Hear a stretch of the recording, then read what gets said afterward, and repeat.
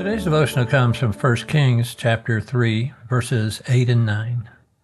And your servant is in the midst of your people whom you have chosen, a great people, too many to be numbered or counted for multitude. Give your servant therefore an understanding mind to govern your people, that I may discern between good and evil. For who is able to govern this your great people? You may recognize the verse that was just read as part of a prayer by King Solomon. God invited Solomon to ask him for whatever he wanted. Tim Grissom commented on this verse in a recent devotional. He made a significant observation I did not want to forget. He said, 3 times in his prayer, Solomon said something that is foundational to every form of spiritual leadership. Solomon said, your people, your great people. The king recognized and confessed that the people of whom he was responsible were God's people, not his. He was their leader, not their Lord. And so it is with every pastor and parent.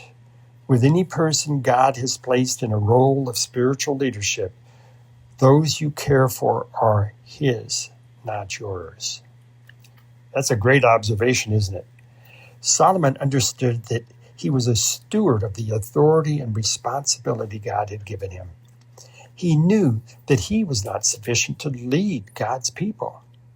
So he humbly asked God for wisdom to lead God's people.